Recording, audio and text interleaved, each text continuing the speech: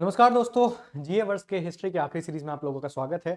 आज की जो वीडियो है जिसमें हम बात करने वाले एक ऐसे फ्रीडम मूवमेंट के बारे में जिसने कहीं ना कहीं ये नींव रख दी थी कि अब भारत आज़ाद होने ही वाला है। हम बात करने वाले हैं क्विट इंडिया मूवमेंट को लेकर के। शुरुआत करेंगे इसके कंटेक्स्ट से कि ये सारी चीज़ें शुरू कहाँ से हुई। तो शुरुआत करेंगे हम वर्ल्ड वार टू के सिनेरियो से। देखिए, जो वर्ल्ड वार टू है वो शुरू होता है 1939 से और चलता है 1945 के बीच में। और इसी के बीच में बहुत सारे डोमेस्टिक और इंटरनेशनल इश्यूज ऐसे होते हैं जिनको मिला करके ही ब्रिटिशर्स के सामने कोई ऑप्शन नहीं होता है भारत को आजाद करने के सिवा। तो आइए समझते हैं उसको। सबसे पहले देखिएगा, वर्ल्ड वार वन जो है 1 सितंबर 1939 को शुरू हो जाता है।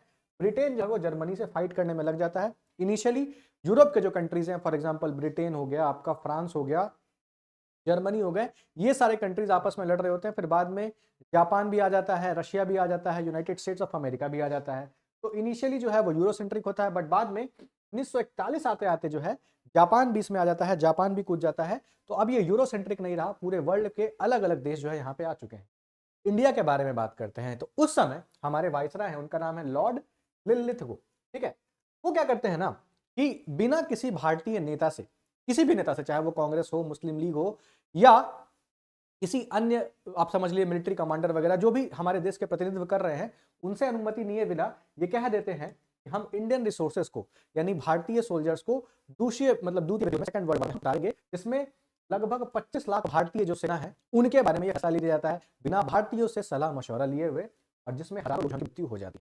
अब ये इंपॉर्टेंट इसलिए भी है क्योंकि पिछले क्लास में हमने एक चीज पढ़ा था, गवर्नमेंट ऑफ इंडिया एक्ट 1935। इसमें क्या मिला हमको? Provincial autonomy.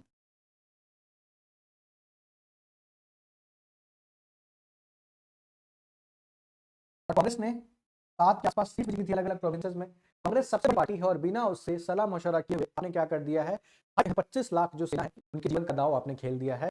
जबकि उनसे आपको तो बहुत फायदा होगा, मगर उन जो सैनिक है उनको फायदा नहीं होगा, देश को कोई फायदा नहीं।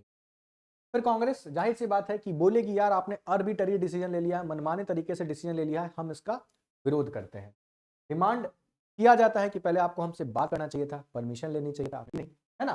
कह रहे हैं ठीक है हम आपको सपोर्ट करेंगे, लेकिन पहले हमको आजादी तो दो, पहले जो आपने प्रॉमिस किया वो पूरा तो करो, हमको कंप्लीट इंडिपेंडेंस दोगे। इसी के साथ कांग्रेस, या फिर आप समझ लीजिए पूरे भारतीय समाज में, या फिर भारतीय उस समय इंडियन सब कॉन्टिनेंट में जितने भी पॉलिटिकल पार्टीज हैं और ब्रिटिशर्स के बीच में मध्यस्थता करने के लिए मिशन आती है, इसका नाम होता है क्रिस्ट मिशन। ब्रिटिश करते हैं to secure Indian support. Background वही है कि ब्रिटिशर्स हार है पूरी तरीके से, जापान एशिया में बहुत ज्यादा पावरफुल हो जाता है और अब ब्रिटिशर्स को एकदम इंडियंस की फुल कॉपरेशन की जरूरत है ना। तो स्टैनफोर्ड क्रिस्ट को भारत भेजा जाता है बातचीत करने के लिए, मध्यस्थता करने के लिए। अब देखिए क्या होता है यहाँ पे, इस मिशन के बारे में बात करें तो लेफ्ट विंग के पार्टी लीडर होते हैं, इंडिया को लेकर सिंपैथेटिक होते हैं और नेहरू के दोस्त होते हैं, तो इनको भेजा जाता है नेगोशिएट करने के लिए। अब ये मिशन है, इसमें क्या क्या चीजें ऑफर की जाती हैं भारतीयों को, तो देख लेते हैं। सबसे पहले अभी वही डोमिनियन स्टेट का नारा ये लोग लगा रहे हैं, कंप्लीट इंडिपेंडेंस की बात नहीं करते। ये भी कह देते हैं कि अपना संविधान आप खुद बनाइए, एक कॉन्स्टिट्यूशनल मेकिंग बॉडी यानी कॉन्स्टिट्यूशन आपके लिए बना देंगे। फिर कहते हैं कि हम जो प्रोविंसेस हैं उनको कह सकते हैं, मान के चलिए जितने भी रियासत हैं वो चाहे तो भारतीय गणराज्य से, इंडियन यूनियन से बाहर रह सकते हैं, उनको एक ऑप्ट आउट पॉलिसी दे दिया गया था। अच्छी बात है, ये अस्वीकृत था इंडियन नेशनल कांग्रेस या और political party. Defence of India अभी भी ब्रिटिशर्स के टाइम पे रहेगा जब तक वॉर चल रहा है। ये कुछ प्रपोजल दिए गए थे। अब दिक्कत क्या है, सिर्फ गवर्नमेंट नहीं दिया गया, पूर्ण स्वराज अभी नहीं दिया गया, डोमिनियन स्टेटस दिया गया, वॉर कंट्रोल के हाथ में नहीं दिया गया, और अभी भी पूरा कंट्रोल एक तरीके से ब्रिटिश के हाथ में ही है ना? और जो युद्ध के बाद क्या होगा इसका भी कोई खास प्रॉमिस जो है सही तरीके से नहीं किया। ये सारी समस्या। अब कांग्रेस का रिस्पॉन्स क्या था? बोलते हैं भाई नहीं चलेगा, हम ये मानेंगे। गांधी जी इसको कहते हैं, ध्यान रखिएगा, post dated cheque of a paying bank, है ना, मतलब एक डूबता हुआ बैंक का पोस्ट डेटेड चाहिए। नेहरू भी सपोर्ट हो जाते हैं और कहते हैं कि हमको इमीडिएट पावर ट्रांसफर चाहिए और इस सब चीज से कोई बातचीत बनने वाला है जिनके बारे में कहिए तो सीधे पीछे हट जाएगा। क्यों? क्योंकि अब इसको ट्यून थ्योरी के बारे में बात करना है, इसको पाकिस्तान के बारे में बात ही नहीं है यहाँ पे। तो इमीडिएट फ्रीडम नहीं मिल रहा है, ब्रिटेन को कंट्रोल करना है, वॉर एफर्ट को लेकर जो भी आपका क्या कह सकते हैं प्रिंसली स्टेट्स है वो ऑप्ट आउट कर सकते हैं, और प्रोमिसेस वेग हैं, साफ नहीं है कि आपको क्या क्या चीज देंगे। इन तमाम चीजों को लेकर के जो कांग्रेस होती है वो क्रिस्ट मिशन को रिजेक्ट कर देती है, क्योंकि उनको प्रेजेंट में कुछ भी नहीं मिल रहा है, जो भी मिल रहा है वो फ्यूचर में। अब देखिए फ्रीडम मूवमेंट की शुरुआत हो रही है, फ्रस्ट्रेशन लोगों में बढ़ा क्योंकि अभी आजादी मिली नहीं। जब युद्ध होता है तो चीजों के दाम बढ़ेंगे, महंगाई बढ़ेगी, प्रोडक्शन रुक जाएगा, बहुत ज्यादा घाटा होता है, पैसे युद्ध में खर्च किए जाते हैं, वेपन में खर्च किए जाते हैं, खाने का शॉर्टेज हो जाएगा, और इसी दौरान होता है इन फेमस बैंगलोर में इसमें 30 लाख लोग। और अमृत सेन अपने से कहते हैं ये नेचुरल नहीं था, ये मैन मेड था, क्योंकि सारे रिसोर्सेज ब्रिटिशर्स ने जबरदस्ती वर्ल्ड वॉर 2 में भेज दिए। जो भी भारत के थे, भारत के लोग जो है वो भूखे वॉर के का जो भी प्रॉफिट वगैरह होता है बाद में वो सब ब्रिटिशर्स के पाले में चल जाता है। तो लोग हैं उनके पास कुछ भी नहीं बचता। देखिए ब्रिटिशर्स की बात कर लेते हैं, वो बैक खा रहे हैं, पोजीशन वीक हो चुका है। अब क्या करना है, समय ढूंढ रहे हैं, ताकत ढूंढ रहे हैं कि हम कैसे स्ट्राइक बैक करें, कम बैक करें। उसी समय में क्या होता है, जो भी इंडियन प्रिजनर्स ऑफ वॉर होते हैं, जो भी भारतीय सिपाही होते हैं जिनको जापान के द्वारा बंदी बना लिया जाता है, उनकी मदद से मोहन सिंह बनाते हैं आर्मी, जिसको बाद में सुभाष चंद्र बोस जो है वो लीड करते हैं। और ये दिल्ली मतलब जापान से निकल के कहाँ जाना है, दिल्ली जाना है। फिर कांग्रेस भी देख लीजिए, बहुत लंबे समय से आप क्या स्ट्रगल कर रहे थे, ऑपरेशन मूवमेंट चला, ठीक हो गया, फिर सोवियत मूवमेंट चला, ठीक हो गया, उसके बाद कोई सब्सटैंशियल भी नहीं हो रहा है और थक चुके हैं रिसर्च के वादों से। जैसे आप भी थक जाते हो, आपको कोई बात करता है। अब यहाँ पे आता है गांधी जी का डिसीजन, कहते हैं do or die, that means दो या मरो। गांधी जी का एनालिसिस ये होता है कि अभी ब्रिटिशर्स जो है जापान का जो खतरा है वो रियल है, कभी भी अटैक कर सकता है, तो या तो आप आजाद करिए या भारत छोड़ के चले जाइए, हम खुद को आजाद मानेंगे, यही कहा है। और गांधी जी का कहना है कि जापान से खतरा नहीं है, हम अपना देंगे, आपको टेंशन लेने की जरूरत नहीं, ठीक है। ये कहा जाता है कि जो है वो खत्म हो जाना चाहिए, सारी बातें।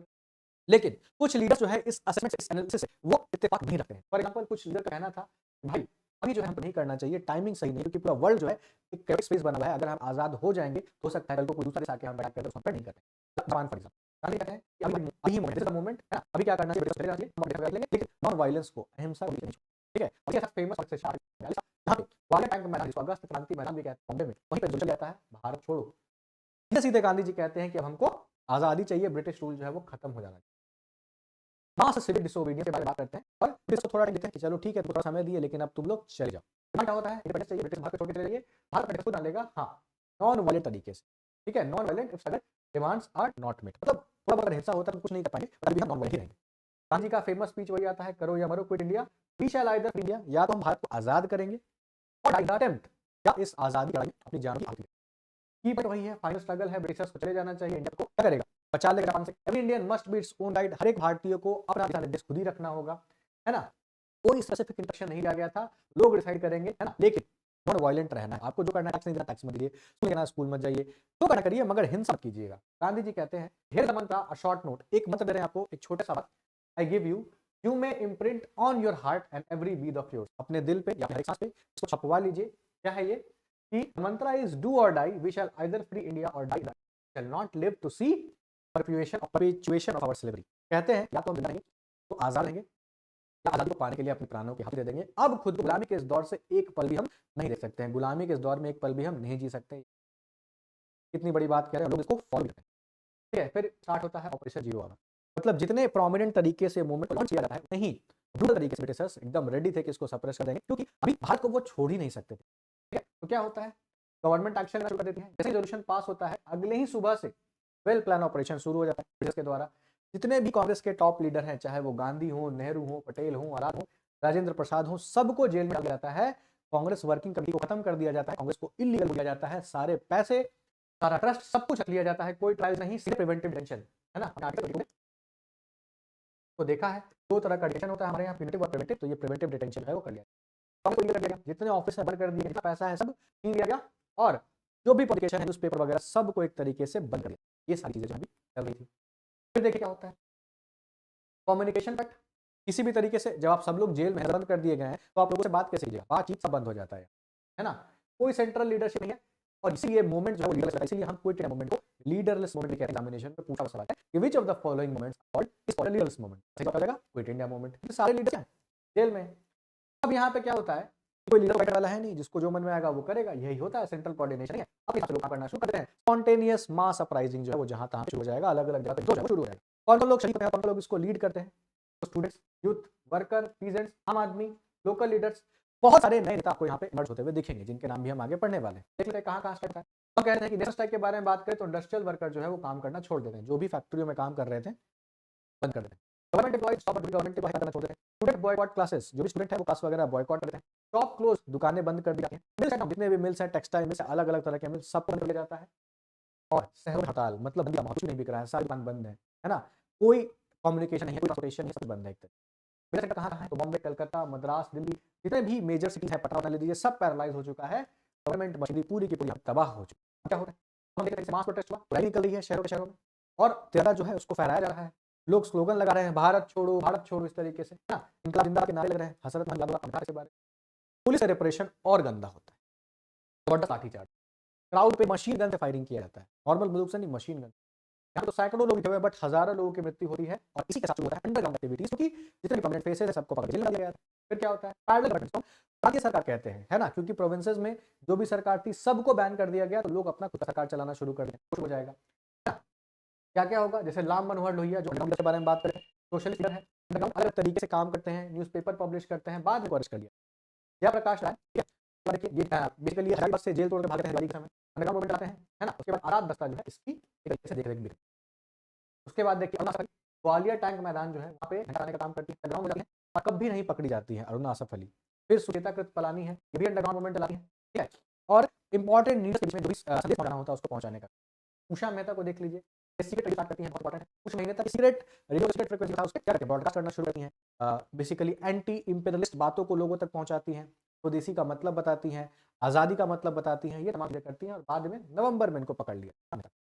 अब होता क्या है, जितना भी इंफ्रास्ट्रक्चर है, जैसे रेलवे के लाइन को काट दिया गया, ग्राफ का जो वायर है उसको कट कर दिया गया, जितने भी इंपॉर्टेंट है उसको काट दिया गया बम से, पोस्ट ऑफिस, पुलिस स्टेशन और कम्युनिकेशन सबको डिस्ट्रॉय कर दिया गया, ताकि ब्रिटिशर्स हैं वो आपस में किसी तरह का कोई कम्युनिकेशन रखे नहीं। के बाद देखिए क्या हो, गांधी अभी भी चाह रहे थे नॉन वायलेंस है, बट लीडरलेस मूवमेंट है, ये सब चीज चला है ना, जो यूथ है वो मिलिटेंट पाथ लेगा ही लेगा, क्योंकि युवा है उसको तो आजादी तो ना चाहिए, पिछले 2 मिनट में हम नॉन वायलेंट है ना, तो वायलेंस गोरिल्ला वारफेयर टेक्निक आपको देखने को मिलेंगे, जैसे हिट एंड रन टेक्निक, आए कोई चीज को उड़ाया चले गए, बिहार में, उत्तर प्रदेश में, महाराष्ट्र में, कर्नाटक में, यहाँ पे गोरिल्ला वारफेयर टेक्निक जो मराठा यूज करते थे, जो टीपू सुल्तान वगैरह यूज करते थे, वो आपको देखने को मिलेगा।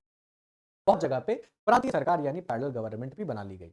लीजिए यहाँ पे ब्रिटिश के अथॉरिटी को चैलेंज करने के लिए क्या करते हैं, एडमिनिस्ट्रेशन लगा देते हैं। फॉर एग्जांपल सतारा महाराष्ट्र में भारतीय सरकार चलती है नाना पाटिल के द्वारा, ठीक है, टैक्स कलेक्ट करेंगे, जस्टिस देने का काम करेंगे, और नंबर 3 साल सबसे सक्सेसफुल जो है आपका प्रांतीय सरकार पैरेलल गवर्नमेंट यही चलता है सतारा महाराष्ट्र में, इसके द्वारा नाना पाटिल जी के द्वारा।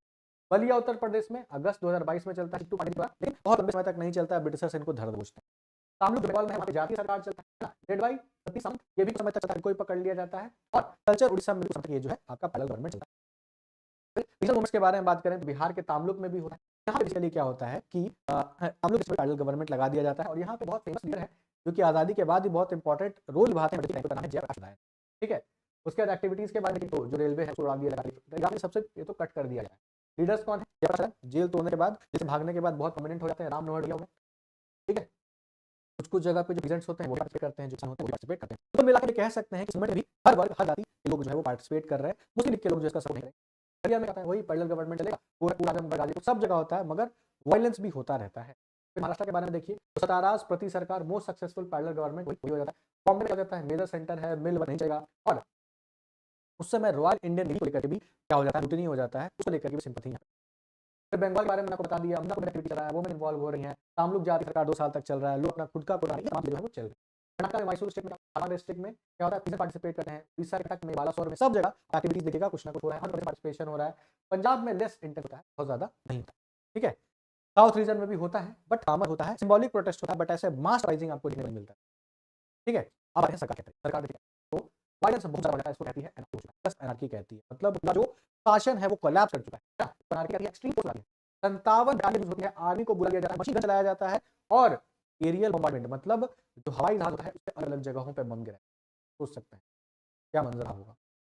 ऑफिशियल इंक्वायरी है कि 940 लोग मरे, 1630 लोग घायल हुए और 7,000 लोगों को पकड़ा गया, लेकिन कांग्रेस का एस्टिमेशन है कि 10,000 लोगों से ज्यादा की मृत्यु हुई है, हजारों की संख्या में लोग घायल हुए हैं, और 1 लाख से ऊपर, हाँ 1 लाख से ऊपर जो है वो लोगों को अरेस्ट कर लिया गया। ये कांग्रेस का एस्टिमेशन। रियल आंकड़ों के बारे में बात करें तो कहीं भी होगा, कांग्रेस का जो आंकड़ा है और जो ऑफिशियल आंकड़ा है बट अभी नहीं बता सकते। अदर पनिशमेंट, पूरे के पूरे गांव पे एक साथ फाइन लगा दिया गया, लोगों के जमीन छीन लिए गए, घरों को जला दिया गया, है ना, ये तमाम चीजें कर ली गई, जो फसल वगैरह खड़े खेतों में सब जला दिया, इस तरीके से लोगों को परेशान, है ना। उसके बाद कुछ पर्सनल ट्रेजेडीज के बारे में बात कर लेते हैं। कस्तूरबा गांधी जो कि गांधी जी की पत्नी है, गांधी के साथ अलग पैलेस में बंद थी, तबियत खराब होना शुरू होता है और फरवरी में उनकी मृत्यु होती है, ठीक है। मतलब क्विट इंडिया मूवमेंट के लॉन्च होने के 2 साल के बाद गांधी जी डीपली शॉक में चले, और उससे ठीक पहले गांधी जी के जो सेक्रेटरी हैं 15 अगस्त 1942 को महादेव देसाई, जिनको गांधी अपने बेटे की तरह मानते हैं, गांधी जी की एक बात को लेते हैं, ठीक है। तो मतलब अरेस्ट हुआ 10 तारीख को, और कुछ दिन के बाद महादेव देसाई की मृत्यु। इन 2 मौतों में आप कह सकते हैं गांधी जी के साइकोलॉजी पे बड़ा ही नेगेटिव इंपैक्ट आया, गांधी जी अंदर से टूट चुके हैं। अब देख लीजिए क्या होता है, 1943 में गांधी चले जाते हैं अंडर टू 21 डे फास्ट, फरवरी मार्च से लेकर 1943 में आगा खां पैलेस में प्रोटेस्ट कर रहे होते हैं गवर्नमेंट इलेक्शन को लेकर। सरकार का कहना है कि देश में जितने भी देश व्यापक जो हिंसा हो रही है इसके पीछे कांग्रेस हाथ है, और क्या है, कोई हाथ नहीं है।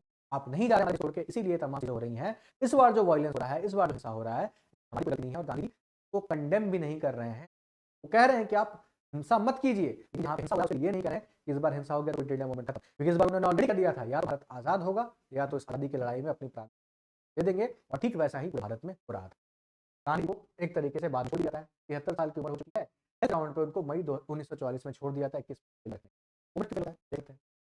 ब्रूटल रेप्रेशन गवर्नमेंट डिटरमाइन थी कि भाई कुछ भी हो जाए, कितना भी मिलिट्री यूज करना पड़े, कितना भी पुलिस यूज करना पड़े, कितना भी गोली चलाना पड़े, अभी तो हम सुरक्षित रहेंगे, क्योंकि अभी हम इंटरनेशनल लड़ रहे हैं, अपने कॉलोनी में हम एक युद्ध बर्दाश्त नहीं, कोई मर्सी नहीं दिखाया जाता है, सिस्टमेटिकली पूरे युद्ध को बर्बाद कर दिया। मोमेंट इतने सब जेल में है, तो जाहिर बात है कोऑर्डिनेशन नहीं पता कैसे लोग काम करेंगे, मूवमेंट जो है वो अलग अलग तरीके से बिखर गया है, जिसको जो में आ रहा है वो कर रहा है ना, तो उस वजह से ले भी रहे हैं, नहीं भी ले रहे हैं। लेकिन दिक्कत यहाँ पे ये भी था कि यूनिटी बिल्कुल भी नहीं थी, और ब्रिटिश तो अफोर्ड कर ही नहीं सकते थे कि वो इंडिया से चले जाए, सारा रिसोर्स खत्म। दूसरी लीग जो है वो बाहर रही, जिन्ना जो है इस मूवमेंट को अपोज करते हैं, और जो कम्युनिस्ट पार्टी है, क्योंकि रशिया भी इस मूवमेंट में आके जुड़ जाती है, रशिया भी ब्रिटेन की तरफ से लड़ना शुरू कर देती है, तो जो कम्युनिस्ट पार्टी है, क्योंकि वो कहीं ना कहीं लीनियंट होती है रशिया को लेकर के, पीछे हट जाती है कि अभी हम यहाँ, और कुछ पिछली स्टेट्स तो हमेशा ब्रिटिशर्स के साथ में ही रहेंगे, क्योंकि भाई अपना फायदा देख रहे थे, उनको लग रहा था कि ये लोग गए, उनको कौन प्रोटेक्ट करेगा, तो वो भी साथ नहीं है। वायलेंस, जब मूवमेंट वाइड हो जाता है तो मोरल हाई ग्राउंड आपका छूट गया, आपने रिसर्च पे गोली चला दिया तो 100 गोली चलाएंगे, फिर इंटरनेशनल सपोर्ट भी नहीं मिलता, क्योंकि पूरा विश्व युद्ध कर रहा है, तो भारत आजाद हो या ना हो, उसे किसी को कोई खास फर्क पड़ता है नहीं, सब अपनी साख बचाने के चक्कर में भारत बट्टा बैठ भी रहा था, तो किसी को कोई खास फर्क पड़ा नहीं, है ना। अलाइड पावर यूएसए यूएसएसआर जो है, क्योंकि हिटलर से लड़ रहे हैं, तो उनको लगता है कि अभी भारत की आज़ादी जो है प्रायोरिटी नहीं है, कुछ दिन बाद जब अगर आपको आज़ाद करेंगे तो कोई दिक्कत वाला बात नहीं है, ठीक है। लेकिन हाँ, जापान थ्रेट भी है, फिर ब्रिटिश अभी विड्रॉ नहीं कर सकते, लेकिन फिर भी जो है मूवमेंट सक्सेसफुल हुआ। लॉन्ग टर्म में इम्पैक्ट देते हैं, अब ब्रिटिश को समझ में आ गया कि भाई ज़्यादा समय तक हम अब इंडिया में रह नहीं सकते, मेरे को छोड़ना तो पड़ेगा, है ना, तेरे को तो जाना पड़ेगा भाई, तो उनको समझ में आया कि मेरे को तो जाना पड़ेगा भाई, है ना। इंडिया अनफॉरगेबल विदाउट कंसेंट, ये अनफॉरगेटेबल मूवमेंट था, आपने कंसेंट लिया नहीं, हमारे सिपाहियों को लगा दिया युद्ध में, और अब आज़ादी जो है इनएविटेबल है, इसके जैसे क्या था। पोस्ट वार वीकनेस के बारे में बात कर लेते हैं, तो ब्रिटिश अब थक चुकी है, मतलब लड़कर पैसा उसका खत्म होता है, अब अपना फायर को सस्टेन नहीं कर सकती, ठीक है। यूएसए यूएसएसआर एंटी कॉलोनियल उसमें चल ही रहा था, ठीक है। उसके बाद लेबर गवर्नमेंट के पीएम बन जाते हैं, सिंपैथेटिक होते हैं इंडिया को लेकर, और बोलते हैं कि भाई अब जो है आपको आज़ादी देंगे, और इसी का था रहा 6 जो कि कहता है कि हम भारत में आए हैं, कॉन्स्टिट्यूशन बनेगा, और जिस तरीके से पावर ट्रांसफर होगा उसके लिए हम बात करें, ठीक है। तो इसी के बाद आप देखिए 1945 के आसपास ये मूवमेंट था, 2 साल में आज़ादी मिल गई, तो ये कहेंगे नहीं, साइकोलॉजिकली हो चुकी थी, ब्रिटिश मानसिक रूप से टूट चुके थे, भारतीय लीडर हो चुके थे, और ये सब समझ आ गया था कि ब्रिटिश जाएंगे, हम ज़्यादा देर तक टिकेंगे, ठीक है। उसके बाद क्विट इंडिया मूवमेंट के बारे में बातें कर लेते हैं, तो लास्ट मेजर मूवमेंट एक तरीके से फाइनल कुछ हमारे आफ्टर दिस नेगोशिएशन है ना, फ्रीडम स्ट्रगल लगभग इस स्टेज पे मूवमेंट को पहुंचा चुका था कि हमको आज़ादी मिल गई, ठीक है। मास पार्टिसिपेशन था, स्पॉन्टेनियस था, लीडर्स था, बट भी क्या लीडर्स रहने के बावजूद भी काफी ज्यादा एक्टिव रहा है, पीपल्स मूवमेंट था, हर एक सेक्शन यहाँ पे पार्टिसिपेट करते हैं, यूथ पावर देखने को मिलता है, स्टूडेंट सामने आते हैं, यंग लीडर्स देखने को मिलते हैं, और नए टॉपिक नेता है, जैसे हमने एक्सट्रीमिस्ट और मॉडरेट के बारे में पढ़ा था, मॉडरेट बूढ़े एक्सट्रीमिस्ट आते हैं, तो अब ये नए तरह के नेता जो है वो सामने आ रहे हैं, जयप्रकाश नारायण, राम मनोहर लोहिया, आचार्य नरेंद्र देव। वुमेन्स का रोल देखिए, जब 1905 में स्वदेशी मूवमेंट चला तो महिलाओं का कुछ खास योगदान था नहीं, 1920 में महिलाओं का योगदान था, बट ऐसा सपोर्ट कि आपके घर के जो पुरुष हैं वो जा रहे मूवमेंट में, चोट खा रहे हैं, उनका मरहम पट्टी कीजिए, उनके लिए खाना बनाइए। जब आपस मूवमेंट स्टार्ट हुआ 1931 में, तो सब क्या बात थी, तो 1931 में बात ये थी कि अभी जो महिलाएं हैं वो कंधे से कंधा मिलाकर पुरुषों के चल रही है, जैसे सरोजिनी नायडू, लेकिन 1942 में तो सारे पुरुषों को पकड़ के जेल में डाल दिया गया, तो महिलाओं ने मूवमेंट लीड किया, तो फोर फ्रंट पे आकर कर रही है, उषा मेहता जो रेडियो चला रही है, सुचित्रा परानी, और भी बहुत सारी महिलाएं, ठीक है। अब ब्रिटिशर्स का ये जो मिथ है, उनको दिया जाता है कि इंडिया खुद का हेल्प करता है ना, कितना रिप्रेशन कर ले ये लोग मानेंगे, है ना। देखने को मिलता है, सारे रीजन से लोग आते हैं, अर्बन हो रूरल हो, हर कास्ट के सामने आते हैं, पूरी टैक्टिक्स अप्लाई किया जा रहा है, नया रेजिस्टेंस डेवलप हो चुका है, क्योंकि अब ब्रिटिशर्स का सपोर्ट ही नहीं करेगा, अलग अलग जगह पे पैरेलल गवर्नमेंट बना दिया है, मतलब ये भी है खुद को रूल करते हैं, आपका मोरल ग्राउंड भी चला गया कि इंडियंस खुद को रूल नहीं कर सकते, ये वाला मिथ भी खत्म हो गया आपका, ठीक है। People could be govern, people खुद को गवर्न कर सकते हैं, सतारा हो गया, तामलुक हो गया, ये कुछ एग्जाम्पल है। उसके बाद आ जा रहा है इंटरनेशनल टेंशन मिलता है, दिखता है इंडिया जो है डिटरमाइन अपनी आज़ादी को लेकर, जैसे युद्ध खत्म होता है, एंटी कॉलोनियल सेंटिमेंट फिर से उभर आता है, और ब्रिटेन पे ये प्रेशर बनने लगता है कि भाई जाइए, तो कहीं ना कहीं आज़ादी अब इनएविटेबल होगी, मतलब हमको आज़ादी मिलना फिक्स था, ठीक है, तमाम चीज़ों के कारण बस समय का था, आज़ादी को मिलना ही था। कुछ की पर्सनालिटीज़ के बारह में बात करते हैं, जैसे महात्मा गांधी को का लिया गया था, जवाहरलाल नेहरू को अहमदनगर, वल्लभ भाई पटेल को अहमदनगर, और मौलाना सभी राजेंद्र प्रसाद लोगों को अहमदनगर पकड़ लिया गया था। टी राजगोपालाचारी जो है निश्चित मूवमेंट को सपोर्ट करते हैं, थोड़ा पीछे हट जाते हैं, जेल से भागे थे। राम मनोहर लोहिया सोशलिस्ट लीडर हैं, अरुणा आसफ अली, सुचेता कृपलानी, सबके। रीजनल लीडर्स के बारे में बात कर लेते हैं, चित्तू पांडे से थे, नाना पाटिल सतीश सामंत जो तामलुक से थे, उषा मेहता सीक्रेट रेडियो चला रही थी, और चांदनी हजारा जो 73 साल की थी और उनको बंगाल गोली मारी, ठीक है। ये लोग हैं जिनकी डेथ हो गई थी, कस्तूरबा गांधी, महात्मा देसाई और बाकी बहुत सारे लोग जिनका नाम याद नहीं। अब एक करेंगे, थोड़ा कंपैरेटिव एनालिसिस कर लेंगे अलग-अलग मूवमेंट्स, जैसे स्वदेशी का, खिलाफत का, सिविल डिसोबीडियंस का और क्विट इंडिया का, और यहाँ हमारा ये चैप्टर खत्म है। देख लीजिए, पार्टीशन ऑफ बंगाल का इमीडिएट स्वदेशी का, है ना? क्विट इंडिया, अगर हम बात करें खिलाफत नॉन कॉर्पोरेशन का, तो पंजाब में जो रॉलेट एक्ट आने के बाद जो जलियांवाला बाग हुआ था, जो खिलाफत मूवमेंट हुआ था, उससे non corporation, civil disobedience movement, Simon commission, salt tax, ये सब चीज, गांधी जी का जो डिमांड था नहीं मानना, क्विट इंडिया मूवमेंट, वार मिशन के लिए क्या लगाया गया, बॉयकॉट और स्वदेशी मूवमेंट, नॉन कॉर्पोरेशन में बॉयकॉट और नॉन कॉर्पोरेशन, सिविल डिसोबीडियंस में सिविल डिसोबीडियंस, साल्ट सत्याग्रह, यहाँ भी बॉयकॉट किया गया था, नॉन कॉर्पोरेशन किया गया था। और क्विट में तो भाई जो मन में आया है लोग कर रहे हैं, मास सबूता चल रहा है, मास अपराइजिंग चल रहा है, वो बहुत जगह पे वायलेट भी हो रहा है। लीडरशिप मॉडरेट और एक्सट्रीमिस्ट के बीच में था, यहाँ पे लीडरशिप गांधी जी के बीच में और लीडर के बीच में था, यहाँ पे गांधी का बीच में था सिविल डिसोबीडियंस में, लेकिन यहाँ पे तो लीडरलेस हो गया था क्विट इंडिया मूवमेंट में। मास बेस मेनली एजुकेटेड क्लास, सब लोग नहीं आए थे इसमें, यहाँ मास बेस फुली मास बहुत अच्छे सब लोग आ गए थे, यहाँ पे ये ज्यादा मास बेस था, और सबसे ज्यादा मास बेस मैसिव स्पॉन्टेनियस बेस था क्विट इंडिया में, लेकिन मुस्लिम लीग के मेंबर यहाँ पे नहीं थे। वुमेन्स रोल लिमिटेड था, कहाँ पे स्वदेशी में, यहाँ पे देखिए सिग्निफिकेंट, मतलब हाँ पीछे से अंदर रहे थे, सिग्निफिकेंट साथ आ चुके थे, और यहाँ पे प्रॉमिनेंट था, मतलब 4 महिलाएं जो है मूवमेंट को लीड कर रही थी क्विट इंडिया। वायलेंस, यहाँ पे थोड़ा बहुत वायलेंस हुआ, यहाँ पे अगर हम देखें तो लार्जली नॉन वायलेंट था, इक्विवेलेंट हुआ था चौरी चौरा में, जिसके कारण मूवमेंट बंद कर दिया गया, ये भी लार्जली नॉन वायलेंट था, और क्विट इंडिया मूवमेंट मैंने आपको बताया वायलेंस बहुत जगह पे। अगर बात करें कहाँ पे ये हुआ है, तो देख लीजिए, अगर स्वदेशी के बारे में बात करें तो ये बंगाल में सिमट के रहेगा, इसी को आगे बढ़ाने के चक्कर में तो एक्सट्रीमिस्ट और मॉडरेट्स में झगड़ा हो गया था, बाकी तीनों मूवमेंट को कायम कर लेते हुए। तो ये है आपका एक कंपैरेटिव एनालिसिस। उसके बाद में हम के बारे में बात कर लेते हैं। स्वदेशी मूवमेंट 3 साल चला, नॉन कॉर्पोरेशन 3 साल चला, सिविल डिसोबीडियंस 4 साल में चला, लेकिन 2 फेजेस में, एक तो गांधी एक्ट से पहले और एक Gandhi act second round table conference के बाद, और ये जो है आपके 2 साल चला सबसे कम। रिप्रेशन, यहाँ पे रिप्रेशन बहुत ज्यादा था, बाकी नॉन कॉर्पोरेशन कह लीजिए, सिविल डिसोबीडियंस और क्विट इंडिया कह लीजिए, यहाँ पे तो ब्रूटल तरीके से रिजल्ट क्या हुआ, पार्टीशन यहाँ हट गया, यहाँ पे रिजल्ट क्या हुआ, चौरी चौरा के बाद मूवमेंट हो गया। इसको और इसको हम देखेंगे, अगर क्विट इंडिया मूवमेंट और सिविल डिसोबीडियंस को कहते हैं, तो ऐसे इमीडिएट रिजल्ट हमको कुछ खास मिला नहीं था। हाँ, क्विट इंडिया मूवमेंट पहला मास मूवमेंट है, इसका टेम्पलेट ऑफ फ्यूचर मूवमेंट्स के आगे मूवमेंट कैसा होगा उसके लिए एक तरीके से टेम्पलेट तैयार कर दिया गया। लार्जेस्ट मोबिलाइजेशन था, सबसे जो फाइनल पुश है आपको आजादी का, वो आपको कब मिला, तो साथियों जी खत्म हो रहा है और हम पॉलिटी शुरू करने वाले हैं। तो अभी तक आपने इस वीडियो को सीरीज को नहीं किया है, पूरे सीरीज को देखिएगा, इंपॉर्टेंट टॉपिक्स आप कवर चुके हैं ऑलरेडी। विदिन 1 वीक यानी 14 दिन आपका जीएवर्स पूरा का पूरा खत्म हो जाएगा। आई होप आपकी तैयारी बहुत अच्छी चल रही है, आने वाले एग्जाम नहीं चाहिए। और इसी के साथ इस सीरीज को हम हिस्ट्री के पॉइंट ऑफ व्यू से खत्म कर रहे हैं। कल हम पॉलिटी शुरू करने वाले हैं, तो कल आपसे फिर से मुलाकात होगी। पढ़ते रहिए, आगे बढ़ते रहिए।